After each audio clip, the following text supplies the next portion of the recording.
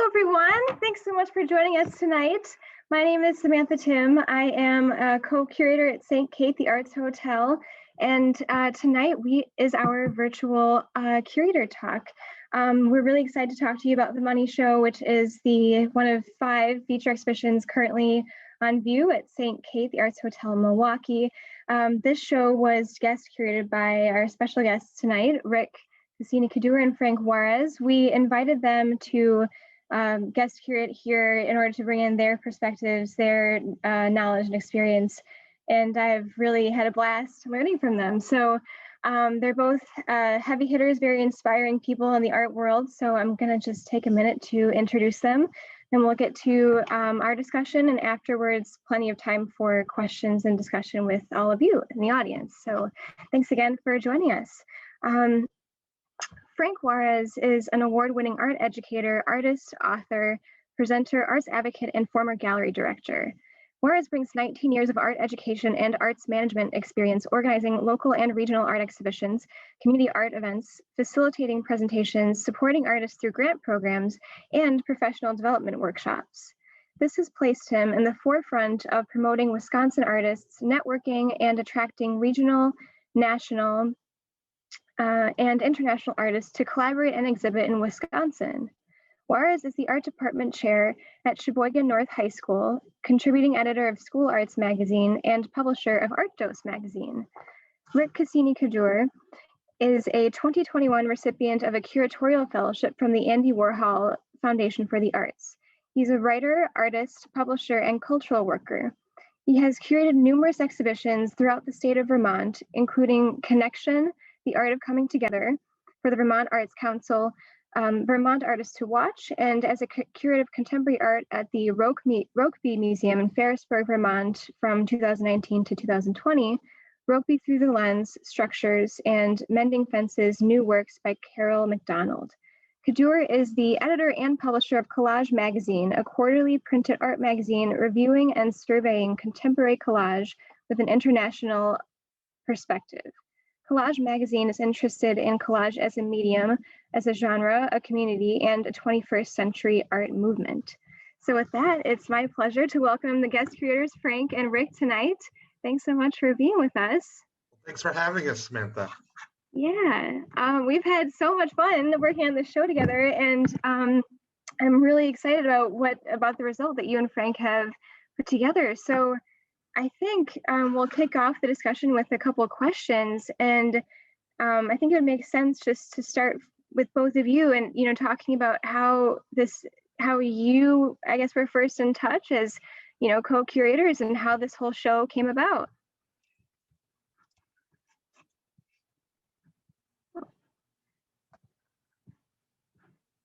Frank, you're muted.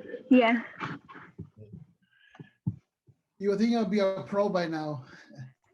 But, so I was extended an opportunity to curate at St. Kate, which is a total honor.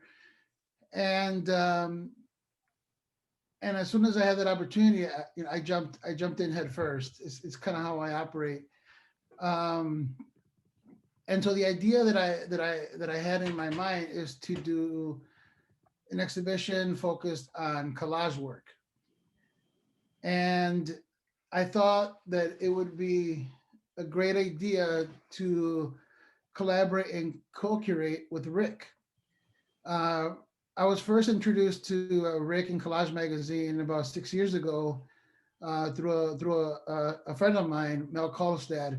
And since then, I've been following Collage magazine and Ric on social media. We've exchanged some emails when I had the gallery in the Third Ward. And in my opinion, Ric is an expert on collage. And so I felt that by working with him, it would broaden my perspective of collage.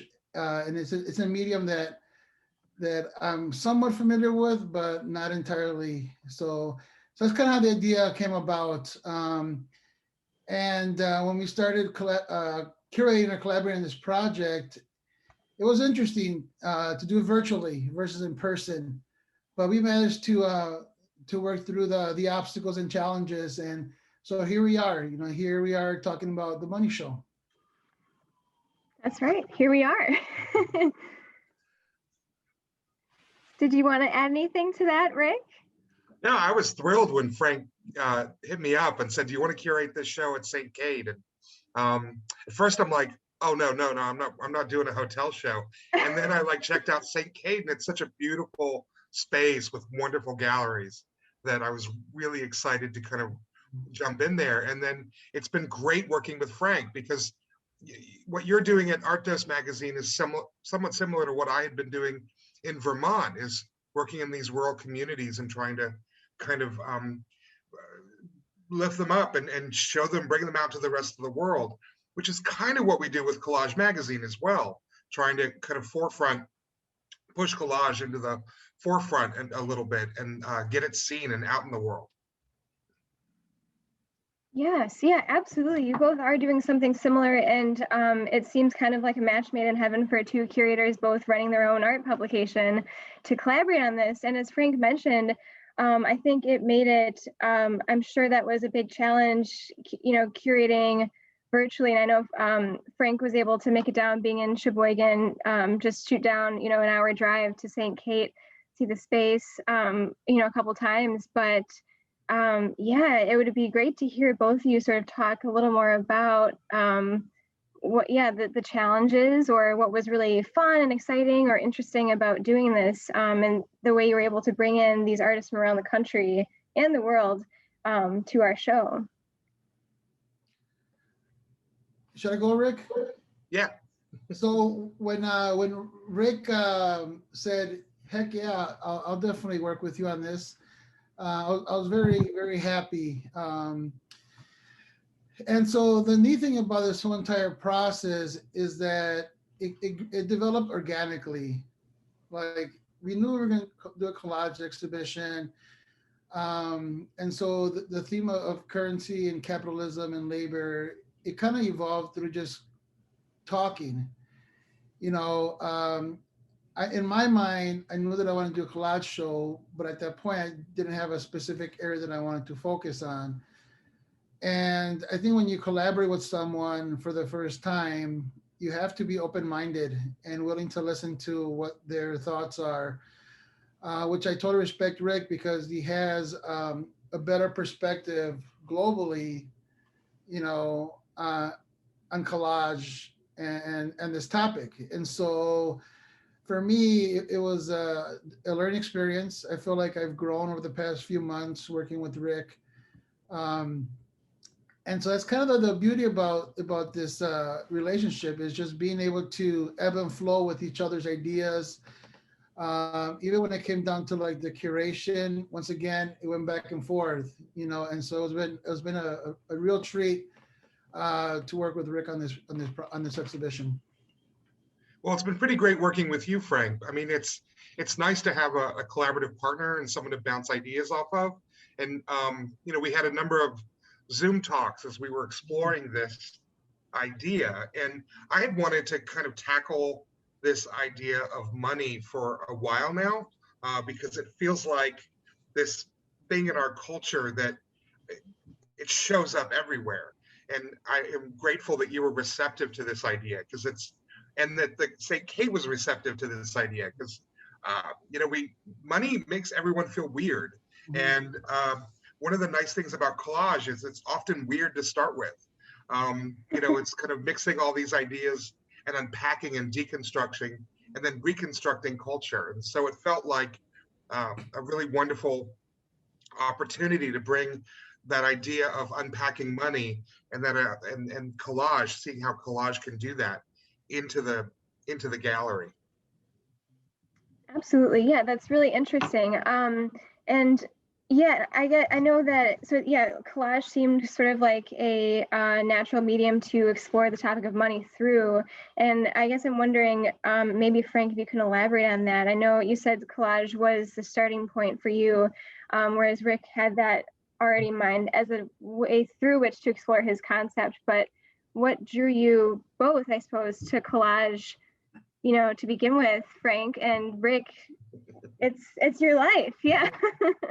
As I mentioned, Sam, I knew about collage long time ago, Um, but I didn't necessarily like my interpretation of collage was very basic, you know, cut and paste.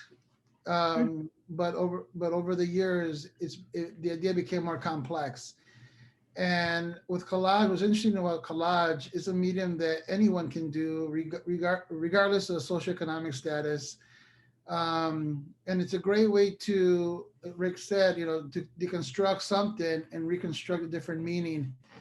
Um, and so to me, that was just, fascinating. And it's a medium that I've learned to really appreciate. And in my own opinion, the best way to learn about something that's new is to really let yourself become vulnerable, if you will, Mhm. and experience a lot of different experiences, knowing that what you create may not be the best thing, but I think it's the act of collaging that really resurfaces, things that may be kind of bottled inside of you. So Mm-hmm. Yeah, absolutely. That's really interesting. And yeah, I think as you both have alluded to, collage seems, I think a lot of artwork can help you see topics that might be difficult or weird, or uncomfortable in an accessible way. But this show, The Money Show, does a really good job of, as Rick said, kind of deconstructing and reconstructing, taking you on this journey about money, its historical, political, socioeconomic implications, but it's also so much more than that. It's beautiful, and so I guess we can talk a little bit about the content of the show and then the artworks. I can share my screen to show some of our installation shots, but I think a starting point right now could be, why right now is in our current moment is money really important to talk about and explore? I'll take that one. It's we're at this. I think we're all very aware that the world is wrestling with issues of income inequality and ultimately the fallout of that. But I think also that so many of our social issues and discord in our culture is informed a little bit by these kind of competing ideas around money. And like in the United States, for example, we're often our discourse is that if it's not capitalism, it's authoritarian communism. And I have to believe that there's a lot of territory in between those two extremes. And I'm not a Marxist. I'm not interested in Marxism. I mean, I'm interested in Marxism intellectually, but not living the life that Marxism has brought to a lot of people.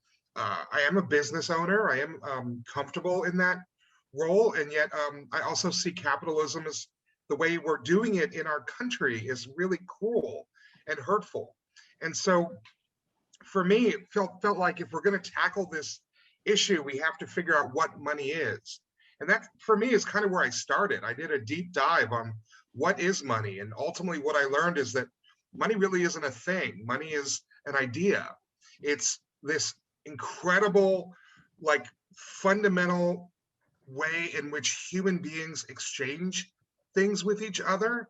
And its history is such that it's almost secondary. It feels like almost secondary to language in terms of how we've organized our humanity. So it feels extremely core. And one of the most interesting things I came across was this idea that human beings only use money in the context of others. Meaning, like, if my husband like brings me a coffee in the morning, I don't tip him, right? Because it's just, he's not other. But of course I would tip a barista who makes my coffee. That's kind of a given. In the same way, if I fix something around the house, I don't send him an invoice, but I would expect to pay an invoice to a plumber. And the anthropological history backs this up, that a lot of early human kind of communities and structures were only really using money outside of the village. So it was a way to exchange with other villages or other groups of traders, but not necessarily within the community itself. And I found that kind of element of money is a way to interact with other people we see other really, really interesting. And to take that even further, I'm sorry if I'm going on a little bit, but this idea Please continue. Yeah. you know, what we've seen in the 20th century is more and more people becoming other.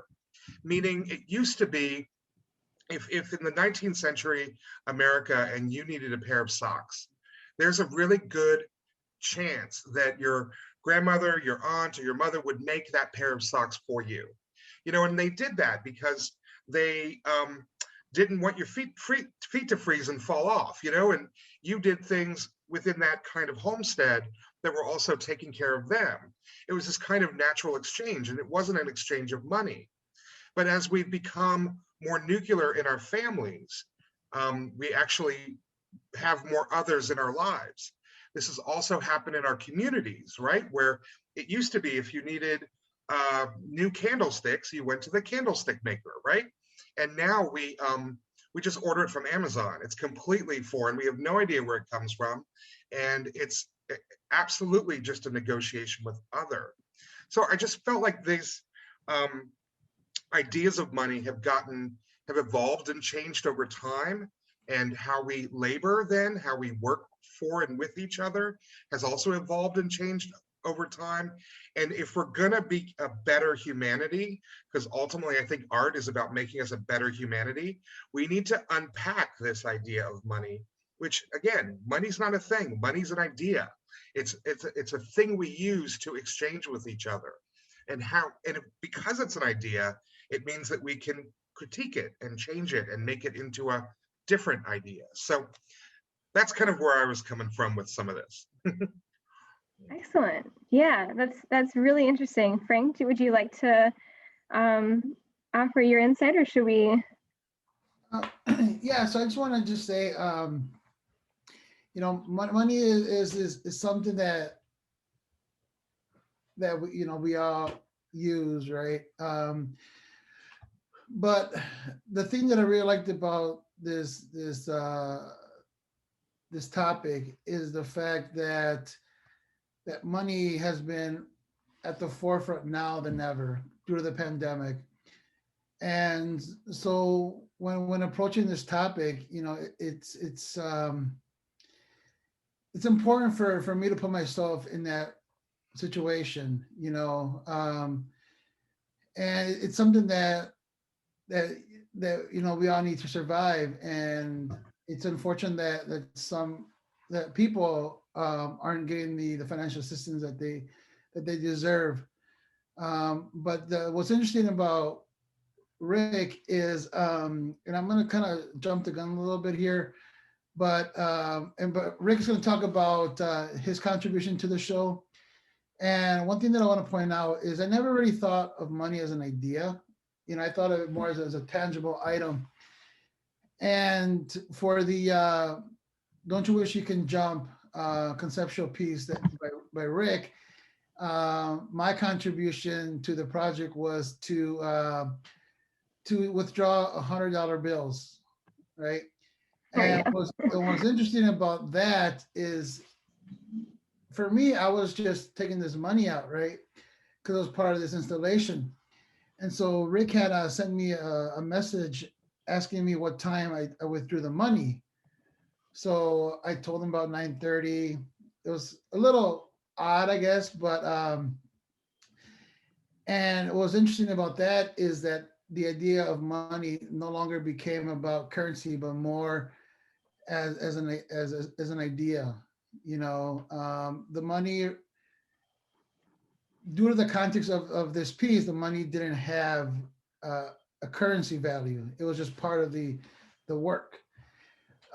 So yeah, I totally agree with what Ric said about the idea of money. And so yeah, I mean, it's hard not to talk about it. It's a very uncomfortable topic to talk with others, but it's relevant, especially right now. Yeah, so what I was geeking out on when I sent you that, what time did it leave the bank kind of thing, was this idea that like there is a day where these $101 bills stopped being currency and became art object. It became art material. It's something I think that occurs in Mark Wagner's practice, you know, who's in the show, where the moment he decides to dissect a dollar bill, it stops being a dollar bill and starts being a very high quality engraving. You know, it becomes art object. And in a similar way, there's some parallel in that to me, where during the pandemic, all of a sudden, coming up with $2 trillion for the welfare of the citizens was not a problem. We did it immediately, and it just happened. And that means that we could have done it 10, 20, 30 years ago as well. Now, I don't know that we all appreciate I don't appreciate all the implications of, you know, national debt and that sort of thing, but it does suggest a certain amount of where there's a will, there's a way. And I think with money, as we think of it, not in our inner, like deeply personal microcosm, but in our society as a whole, there's ways to organize and structure money in a way that makes it less cruel, makes it less a function of cruelty. And I think thinking of it as an object or a means to an end, in the book that accompanies the show, you know, I talk about how the wealthy often approach money as efficacy, meaning money is power. And I don't think that's something that those of us who struggle month to month to pay bills and mortgage and rent and keep up, we think of money as something that's flowing through us, as opposed to not something that is a tool for us to use. But what's interesting about Mark and ultimately the conceptual piece, I think, is that it became an object. It became something to use. Mark talks about, and Mark is so brilliant about his understanding of the material he uses. He talks about how often people ask him, well, how much does that cost? How much money is in that? And his response is probably less money than it would cost to make, to buy the oil paints to render this an oil painting. Like, oil paints can be incredibly expensive. Dollar bills are only $1, you know? Fascinating. There's a lot to unpack in what you both just said. Yeah, I actually was going to pick up on that thread of the previous question about what you said, Rick, and saying that you know, money as and I suppose as a tool or kind of arm of capitalism being used to organize people can be used in a cruel way. But what I was curious about is your perspective on how it could be applied to organize things or objects or ideas in a useful way. And I think you kind of answer that, but and I guess just another vein and thinking about not only Mark Wagner's work, but your work, the Money Cloud, which we'll go back to in a second.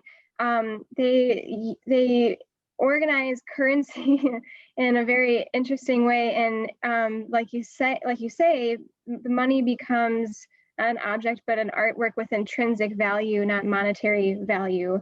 And well, yeah, artistic and intrinsic value. And yeah, Mark Wagner's work alone is brilliant. And so many people and guests that I've been taking through this show on my tours they just stand there and marvel at the pattern and the beauty of the pattern on money. You know, money can be an artwork itself. And I think I just want to go again back to your Money Cloud here. So yeah, I think that this is probably one of the coolest conceptual pieces I've ever seen. Certainly one of the coolest we've ever mounted at St. Kate for a feature show. And yeah, it was really cool to, you know, learn about the process of you making it, and then Frank contributing his part of withdrawing the money, and me being there with him the morning of installation, you know, pinning these dollar bills on the embroidery floss. And I think this piece, you know, Don't You Wish You Could Jump, hung approximately 9 feet above the ground at its lowest point, really enacts a lot of what the show is trying to do, and kind of the juxtapositions or contradictions that happen. It's very playful and visually beautiful and appealing, but really brings up some troubling parts of currency and capitalism. So yeah, do you want to talk more about the concept? Well, it came very late. I will say this, because it was we had locked down the checklist, and I felt like there was just something missing from the show, and it was this kind of money as aspiration. Like, there are just so much from media and television programming and articles that are about how you should get more money and how you do that and how you should get it, how you should save it, what you should do with it. We have a very aspirational culture around money, and that there's also this idea that there's never enough, that there's never enough money. There's a certain point where, to be happy, you only need so much money. Like, really, like you only need so much money. At a certain point, you're doing something else with it, and some of that's power, some of that's building, some of that's helping. There's all these different relationships one could have. But for a lot of us, we're in this aspirational mode of just, how do I get some so I can feel safe, so I feel secure, so I can take care of my family or take care of my family better. That's very different than, how can I make another $1 million on top of the millions that I have? That's a very different type of aspiration, and it plays out differently. And so that's part of it. But then also, I wanted to kind of embody I keep talking about money is cruel. I mean, that comes from a Dickens novel, Dobby and Sons, I think is how you say it. And, there's this point where a little boy is talking to his dad, and his dad's like, what is money? And his dad's like, well, can it do all these things? And the little boy asks his dad, can it bring my mom back? And the dad's like, no, it can't do that. And the boy's like, well, why not? Is money cruel? And I think that really kind of embodies a lot of where we're at, that cruelty around money is not money. Money is an idea. It's an inanimate object. It's how it's used and how it's exchanged and how we're all relating to it differently is how it becomes cruel. And, when, not to get all political and on a soapbox, but when we have people who can't afford insulin, we have to say that they need to stay alive. In a country as rich as ours, one has to start having that conversation of, maybe we're not doing this right, So, and I recognize the issues are way more complicated than that, but I think the impulse needs to be there, that we can all relate to money a little differently. Absolutely. And I think, just to comment, and then Frank, you can comment if you'd like as well, but I think, again, the piece is so on par with the show. And because, as you say, how much money do you really need, and to address your basic human needs? And I think the show kind of, while it does explore these really complex and really rich historical, socioeconomic threads, and makes you think really deeply about money, it also just, this piece just, it kind of implicates you and inspires this impulse. Don't you wish you could jump? It's you want to touch it, reach up and touch the money, or you have that instinct. So I think that that really effectively enacts that. And I need to correct something Frank said earlier. He said his only contribution to the piece was taking out the $1 bills. And that's not true. There's labor. He was the one who attached those $100 bills and helped install this piece. And often we don't remember that, right? We don't remember that the labor that helped make it happen is integral. I mean, that brings us right to Mr. Koppa's piece, Michael Koppa's piece, where, that piece allows us to talk about typesetting. And what's interesting about typesetting is they're the labor of culture. They're the labor of print culture. And, they've been around since the beginning of, print culture. We've always needed typesetters and other folks who work in printing, but they're often invisible in the cultural record. And they also have a history of trying to organize. And Milwaukee in particular has a great one of the earliest strikes in Milwaukee was the typesetters union. And it's telling that the typesetters union went on strike because the print companies wanted to bring in women. And so in order to break the strike, they brought in more women and people of color, specifically Black people, as a way of kind of pitting the interests of these different labor groups against one another. And it's something, you know, that has happened over and over in our culture, where people who ultimately have a shared interest, making a fair wage, right, having an opportunity to work, are often pitted against one another. And Michael's catalogia, I think is how we say it. It's just a beautiful kind of opportunity to reflect on that. Certainly. Yeah, I absolutely agree. Yeah, I think, as you say, the show introduces works like Michael Koppa's work, arts that, or techniques that have been invisible in the cultural record. And I wanted to just, where was it? Go back to something you said made me think of the text that you wrote for the piece "Don't You Wish You Could Jump," and it also relates to the exhibition text for those who haven't been able to come and see it in person yet.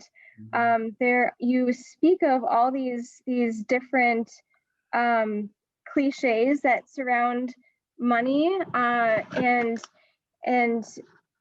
works like Mike Koppa's and the other works in the show, I think, just reveal how complex and varied that a material collage could be to explore money. But yeah, I lost my thread here.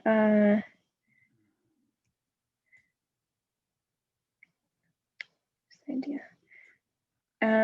Well, anyway, yeah, maybe you want to continue with discussing the other works. I lost my idea, but let's see.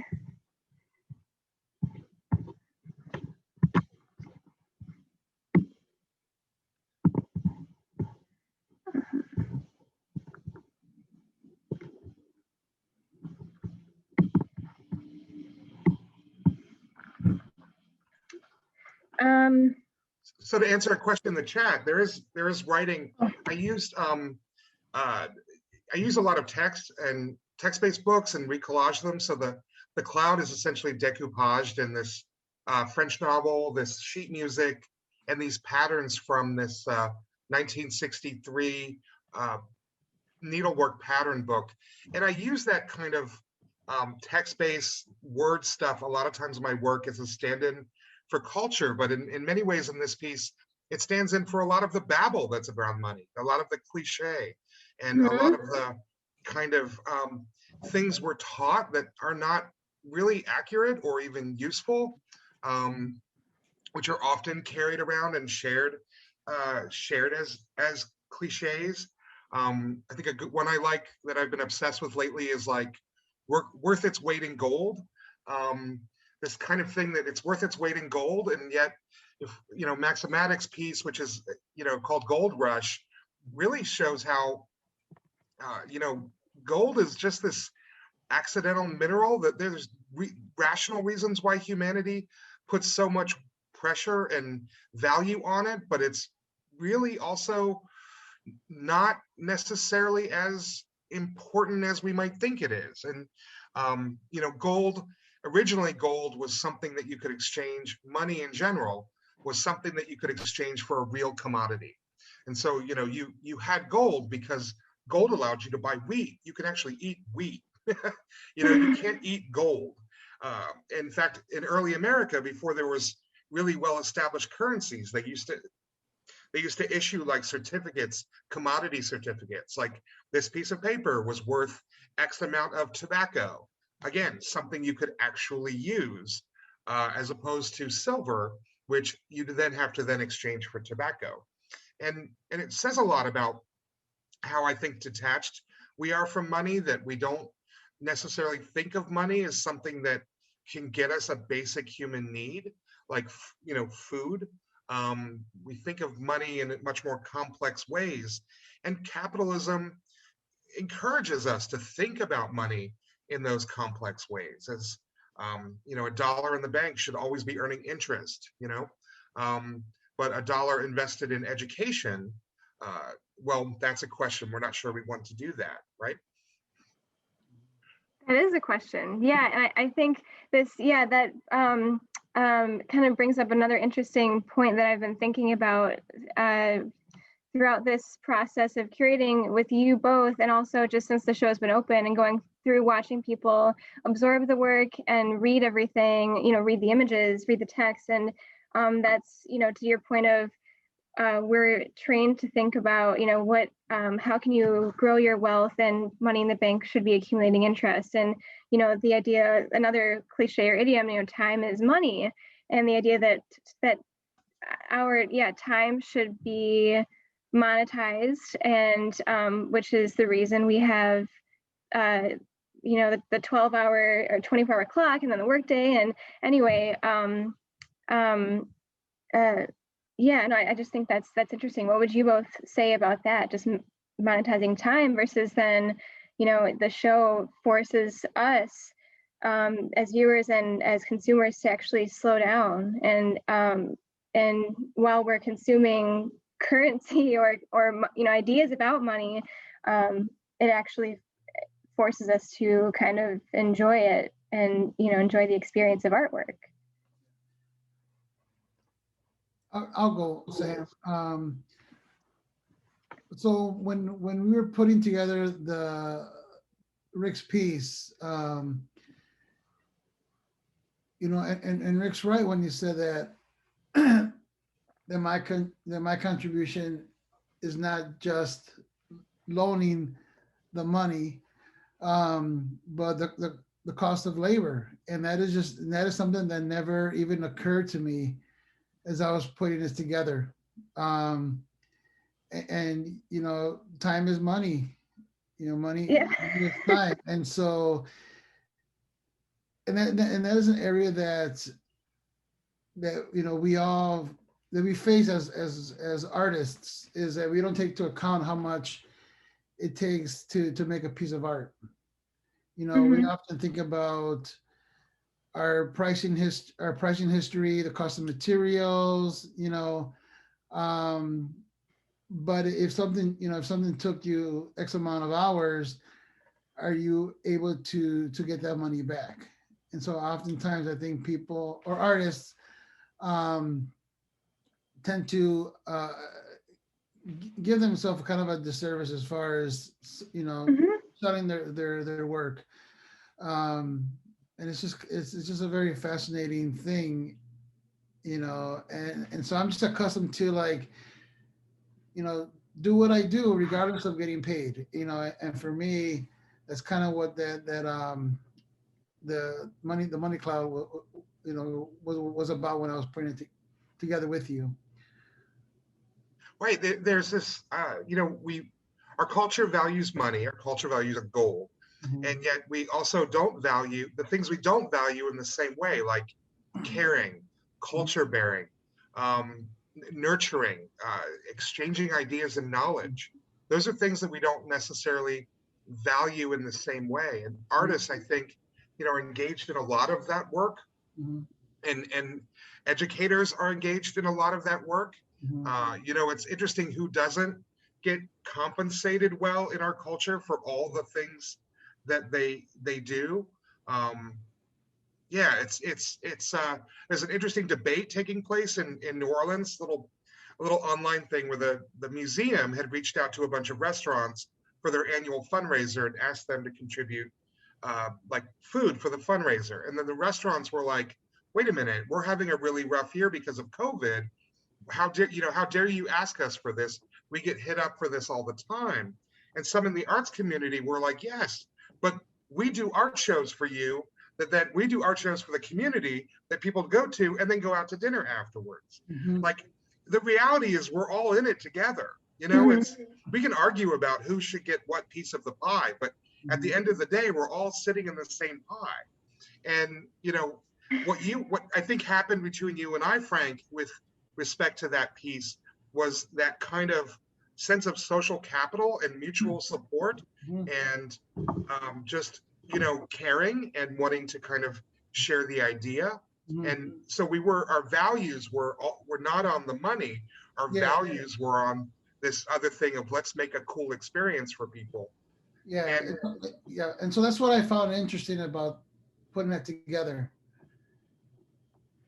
Yeah, I love that term social capital that you used, Ric, too. And yeah, I think, you know, talk about basic human needs, which are, you know, of course, you know, food, water, healthcare, but, you know, arts and cultural enrichment and collaboration, which took place between both of you, and being able to experience artwork and you know, new perspectives and, you know, wonder at them.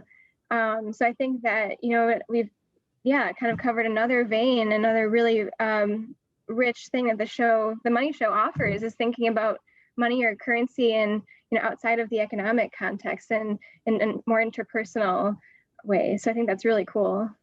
Yeah, it's kind of like that one relative you have that keeps the family together. You know, she organizes the barbecue, or she makes sure everyone's got plans for Christmas or something. Right. And then there's a community-wide component, which is, you know, the people who throw, like, you know, weird events, or you know, like plan just activities. Any excuse, to get people together. To get people together, and you know, that kind of you can try to. I mean, as someone who's planned a lot of events, and Frank, you probably have experienced this too. You were never compensated for the amount of money it takes to put an event by the money. You're compensated in that moment when you've got a room full of people and there's that wonderful sense of community that takes place. And that's not to ignore the fact that cultural workers and culture bearers need compensation. They need a way to make a living in order to live in our society, but rather to acknowledge that there's other things we can value and make decisions around. And Frank, your observation of artists is right on. I don't know any artist who does the math of, okay, I'm going to spend X amount of hours on this piece, and therefore it will cost this, and then actually get that price. You know, it's too idiosyncratic and about too many other things than just labor, you know? Yeah, absolutely. I think, I think this discussion is taking some really interesting turns, and I think I know we have some questions in the chat. Before we get to that, I just wanted to finish up and say, you know, speaking of, you know, offering your services and artists, culture workers, working very hard, pouring their hearts and souls into their work. For the good of everybody. Both of you are very passionate about that, and you know, running Collage and magazine and Art Dose magazine is about disseminating art and information about art experiences to as wide an audience as possible. And I mean, I think that's just really inspiring. And if, you know, I guess I'm wondering for both of you, my question would be, would you like to comment kind of on what tools or areas of expertise or experience you kind of brought from that to this show? So it's a great question, Sam. Everything that I do through the magazine is focused first and foremost on education. You know, with so many programs out there, you know, it has to go beyond the experience. You want people to leave with a new meaning or a new connection. And so education, it's the driving force for Art Dose magazine, and also the idea of building community. There's a lot of areas in Wisconsin that tends to get overlooked, overshadowed, and so knowing that, you know, I just feel like through Artos magazine that I'm able to accomplish that. And when I mean by that is I don't necessarily approach it through the lens of a publisher, but more through the lens of an educator. You know, as an educator, your goal is to meet the needs of every student that you teach, and every student learns differently. And you'll be surprised on how many people operate the same way, you know. Mm. Um, and so yeah, so that's kind of what I'm passionate about, you know. And like Rick said, we're in this together, and I think we really have to believe that. You know, we all, even though we come from different walks of life, we all share same obstacles, you know, and it's something that we don't necessarily talk to. You know, like I wouldn't call Rick up and start talking about my money problems. You know, it's just a conversation that we don't really talk about. And even when it comes to like family, you know, you don't miss business with family. You know, Hmm. so it's kind of like all these different ideas. But yeah, so that's kind of the thing that kind of motivates me. Yeah, and I think, you know, your all of your readership across the state and the Midwest, Frank, would agree with you. I mean, there's something for everyone in our Dose magazine, and you do a wonderful job um, of of bringing people into the fold, you know, of Wisconsin arts and experiences. So yeah, I think that's really amazing. And Rick, what about you? Well, I will say I admire Frank's approach, not just the education, but the community building piece, because it's you know, it's one thing to kind of put out a magazine. It's another thing to really build that community that can engage around it and with each other, and finding those ways for people to kind of connect with one another through the publication. But you know, I think the question was what did we bring to this particular show. I mean, I'm really big on the connections between art and history at the Mm-hmm. moment, and also thinking a lot about kind of how we all come at the public square. We all come to this conversation from very different life experiences and different histories. You know, like to think of Patricia Leeds' work. You know, she's working, she's deconstructing uh, kind of the history of white supremacy by looking at, you know, mid-century modern or older advertisements, and to see where these ideas comes from and how they were promoted and put out there. And you know, Paula DeCalla, you know, she's talking about her experience as her family's experience as an immigrant, and what that means, and how that plays out, and that these two things can sit on the same gallery walls together and be in dialogue, I think is remarkable. That it's remarkable how easy in some ways it is that all of our stories come together when we start putting them out there and Yeah. start weaving them. Mm-hmm. So, you know, for me, that's what I like about doing exhibitions lately, is trying to find that history piece. And the book that will be coming out in May, that's a companion to this show, definitely goes into some of that history of money and the history of these ideas a little bit more. Yeah. Absolutely. Yeah. And it is amazing seeing all these works of very different, diverse artists and materials come together, and they all fit together. There's nothing jarring. There's nothing that's disjunctive. It all tells such a cohesive and coherent story. And yeah, I think going back to what what you do with Collage Magazine, bringing people together through collage. And you also do community building in significant ways, you know, with your events. We have Collage Live in the works for this summer. I think that comes through in the show quite a bit, that it's balanced between artists from in the Midwest, you know, more some local artists with artists around the country, around the world. So yeah, I think that's really crucial that you both are able to bring your kind of expertise with your magazines to the show. So I want to make sure we address some of the questions. I see 28 comments, so I'm going to look at those. Fantastic. Let's see here. Okay. Let's see if I can pull out a question here. I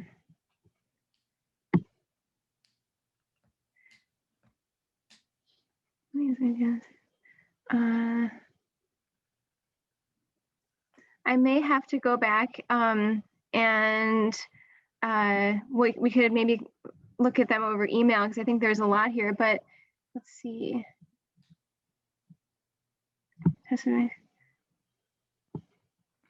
There was a comment from, I believe, Mel Kolstad. It's an interesting test of basic universal income, which will be needed in the coming decades, and ideally a great equalizer, hopefully. Just the idea of money. Yeah, I'll build on that a little bit too, because sure. I'm starting to get really fascinated by the change that is about to happen in the labor market. That with everything I'm reading about automation means that we need to put less labor into the world to have the world we want. That automation is going to make a lot of positions unnecessary. And I think this happened once before, that with industrialization, how industrialization evolved from the 50s into the 80s, right? We saw a lot of increased use of robotics during that time, particularly in manufacturing. And because of that, and because of globalization, the labor market changed and shifted. And a lot of people and a lot of communities got left out of that. I mean, that's the whole idea behind the Rust Belt, right? And I think we have to be better and more prepared as a society for what happens when we make those changes. And I like that people today are talking about maybe we should work less. Maybe we should have a 35-hour week or a 30-hour week. And then what would that mean? And not two 30-hour jobs, but one 30-hour job, and finding a sense of justness and equity in that. But in order to do that, we kind of, again, we all need to understand how the money is working and how the economics of our society are working. And so, yeah. Yeah, no, that's great. And I think just going along in different vein, I see a couple of questions in terms of, yeah, I mean, capital and accessibility of money. One of the questions was, can we talk about digital currency? Yeah, whole other, I don't know a lot about it, admittedly. Well, it's literally, somebody said, well, money isn't a thing. Maybe money is just a record of the exchange. That if you think about what Bitcoin is, it's really just a record of the exchange between the two parties. And someone who's more knowledgeable and smarter than me could probably explain it a lot better. But that's an interesting twist of what it is. It's not paper in a bank or gold in a vault. It's just the record of exchange. It's non-fungible. Yeah. Yep, non-refundable transaction. Yep. But it's also super scary in the implications, because that even though that exchange is recorded, who's exchanging it is not recorded. And so this raises a really serious issue about how we fund our public part of our society, meaning taxes, like how we collect taxes. That things can be exchanged in digital currencies right now, that no country has a real mechanism for taxing. And so it raises this issue then of, well, how are we going to pay for the well-being of everyone as a whole if we don't have that mechanism of taxation to do that? Yeah, it's definitely unregulated, just like the art market. Yes, and then you mentioned the NFTs, and I think somebody mentioned NFTs in the thing. Like the art market has and by that I mean not the art that we buy to kind of put in our house because we love art, but there's an element of the art market that has treated art as commodity for a while. It's something Diego Rivera warned us about in a 1934 Art in America article, where he says, if we're not careful, art's just going to become a commodity. It's going to be traded the same way you trade wheat and tobacco and corn. And meaning those are stores of value that one has to wonder if you're spending $35 million. Some people who are spending $35 million on a painting love that painting and it brings them great joy. and that's why they're spending that money. Other people are parking that money in that painting and then sticking that painting in a tax-free, duty-free storage facility where they don't have to pay taxes on it. And art allows that to happen. NFTs will allow that to happen. You can hide a great deal of money in an NFT that is then out of reach. It doesn't exist in a legible way to society at large, and then you can move that NFT somewhere else. That has great implications to our society and how we engage in a conversation like taxation and public funding. Absolutely. Yeah, it'll be interesting to see kind of how that that develops. So a couple questions, more curatorial centered, show centered. We have some guests wondering about how you selected the artists in the show, how that process was, and then can you both discuss how each artist selected for the show uses either the idea of money or its physical appearance? I noticed several artists use the patterns on money to create a very mesmerizing effect. That's from Linda. So let's talk about the first question as far as how the artists were selected. What you see here is our 8 artists from like a list of 20 plus artists.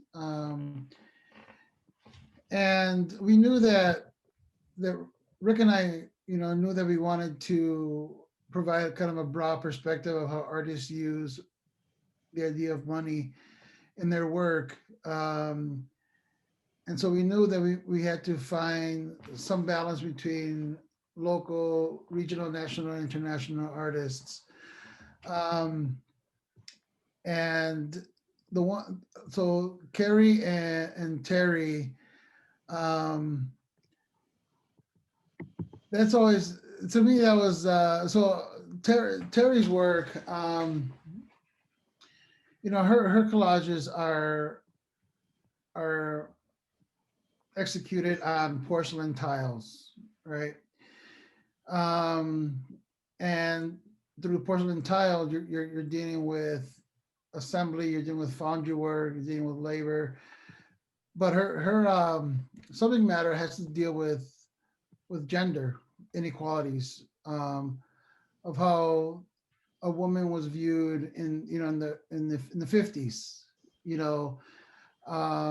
They were a stay-at-home mom, and so their job was to take care of the household, take care of the kids, but they weren't necessarily compensated. Kind of similar to what Ric was talking about, how when we're putting together this money cloud, like I was contributing this labor, but I didn't really think about it like I'm going to get paid for the 3 hours, whatever it took to put it together. And so, and I think some of the imagery has to deal with women's role, has to do with, there's one particular piece where it's a woman on one side and then a man on the other side. And then with Carrie's work, what's interesting about Carrie's work is I happened to be in Door County at the Peninsula School of Art, and I was during an exhibition there, and I saw her work on exhibit, and I was really drawn to her work, which slowly kind of transitioned into doing some studio visit. And so what I was drawn to Carrie's work was the effect on how she interprets money in the form of a reliquary piece. And so, and the way she assembles her work is very calculated, almost like how a scientist would dissect a specimen. Everything has its place, but also with dealing with pattern. And so if you ever see how money is printed, it's printed in rolls, a long roll of special paper for the money, but if you slow it down, it's nothing but a pattern that repeats over and over and over again. And so the rest of the artists, I'll let Ric talk about. Ric did introduce me to the work of Mr. Kappa, who's from Viroqua. So I'll have to learn more about how Ric came across his work. Well, I've known Mr. Kappa forever. It feels like I've known him forever. And through Collage Magazine. And, you know, my approach with curating is to really find those works that allow me to tell multiple stories, to approach that the artwork becomes a point of departure where you can kind of explore a lot of different aspects of society. And, you know, so if we look at Terry Light's work, for me, it's seeing the elements that she uses, these hand-drawn dresses that are evocative of women's outfits from the 40s and contrasting outfits for going out versus outfits for staying home, and also the burden then that puts on women to always have the right dress at the right time. And then I also do a lot of, I like to kind of pull from culture at large. And so like one of the things that I got really excited about in researching this show that connected with Terry's work was this 1918 novel by Eleanor Porter called Oh Money Money. Eleanor Porter is who gave us Pollyanna, if folks remember the Pollyanna character. And this is this other novel she wrote where it becomes this kind of material study, this case study of women's lives in turn of the century America and their relationship to money in that. And it's everything from laborers in a department store to how these three different women run their households. And I found this an interesting companion almost to Terry's work. And with Carrie's work, what I was drawn to there was this idea that money is magic. You know, that there's a lot of magical thinking about money. You know, it's what is it? A lucky penny is, you know, often good luck charms. There's all these kind of things there. And, you know, what Carrie's doing in, I believe it's Shrine or Tribute, is really venerating, using the coins, venerate the figure. And then the coins are also in the water. So there's an element of flow there. And it just felt like there were a lot of different touch points that would allow us to draw out these ideas. But this also reflects just how I see art in general, which is this kind of tool for making sense of the world. And, you know, we bring our own personal stories to all of this, to artwork, but we also, as curators, can tap the histories of what's there. Gavin Benjamin, you know, we had him on the cover of Collage 31, and I think he's doing remarkable work of kind of tapping the visual language, visual history of Baroque culture to kind of venerate and talk about Black wealth and create a vision of Black wealth that is rich and luxurious and counter the narratives that were often given about African Americans in American society. Yeah, his work is lovely and fun and lush, but has a real deeper force of, you know, no, this luxury is for everyone. This luxury is for, you know, Black folks too. And I think that's a powerful message that comes through these collages. So I think that's a great overview of the selection process and for the show and the artwork included. And yeah, I think the whole show is really impressive, not only for works by, you know, such as Gavin Benjamin for revising these traditions to be more inclusive, but also, again, just the variety and richness of material. So I think I want to make sure that we didn't have any other questions come up. Let's see here. So I think that might be a good place to close for our discussion. And I'm going to show my last slide. So we have a lot of really exciting events coming up for this show. There we go. Um,